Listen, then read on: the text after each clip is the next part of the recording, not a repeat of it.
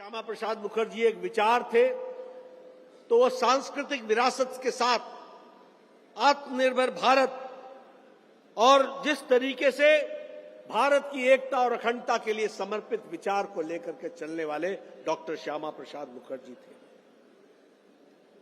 हम सब लोगों को गौरव होना चाहिए कि जिस पार्टी के हम सदस्य हैं, जिस पार्टी के हम कार्यकर्ता हैं,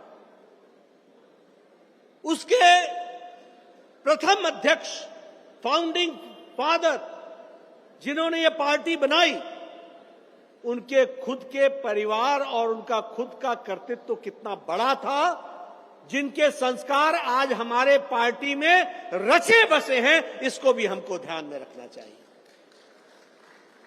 मित्रों, आपको जानकर के आश्चर्य भी होगा, खुशी भी होगी और गौरव भी महसूस करेंगे कि डॉक्टर श्यामा प्रसाद मुखर्जी किसी साधारण परिवार के में पैदा होने वाले नहीं थे।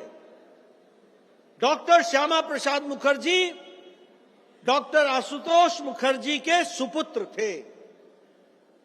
और डॉक्टर आशुतोष मुखर्जी कौन थे?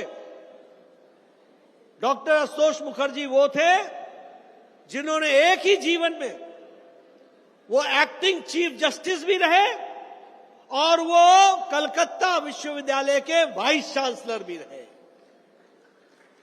और ब्रिटिशर्स के सामने उन्होंने वाइस चांसलर के रूप में यह कहा कि अंग्रेज प्रोफेसर और भारतीय प्रोफेसर में सैलरी और सुविधा में कोई अंतर नहीं रहेगा। यह भारतीयता की बीज उन्होंने उस समय बोई थी।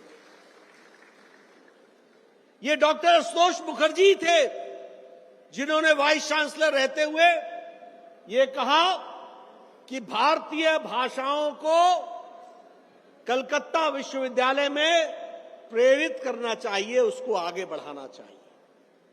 और देखिए, आप देखिए कि जो बाप कलकत्ता विश्वविद्यालय का कुलपति रहा हो अंग्रेजों के जमाने में, उसी यूनिवर्सिटी का उनका सुपुत्र भारतीयता से ओतप्रोत, भारतीय संस्कृति से ओतप्रोत उनके सुपुत्र श्यामा प्रसाद मुखर्जी 33 वर्ष की उम्र में उसी यूनिवर्सिटी के फिर से वाइस चांसलर बने, सबसे यंगेस्ट वाइस चांसलर बने।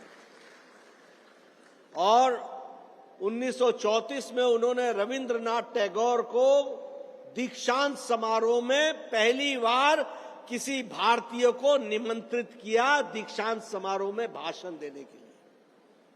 और रविंद्रनाथ टैगोर जी ने पहली बार कलकत्ता विश्वविद्यालय में किसी ने दीक्षांत समारोह में भाषण दिया, वो बंगाली में भाषण दिया, अपनी मातृभाषा में भाषण दिया। ये परिवर्तन ला करके खड़ा किया।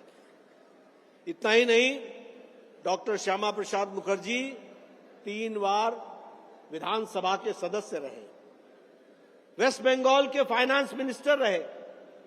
और वहां भी उन्होंने एक बात श्यामा प्रसाद मुखर्जी जी के बारे में हमको हमेशा ध्यान रखनी चाहिए कि श्यामा प्रसाद मुखर्जी ने पद को कभी भी महत्व नहीं दिया, विचार को महत्व दिया।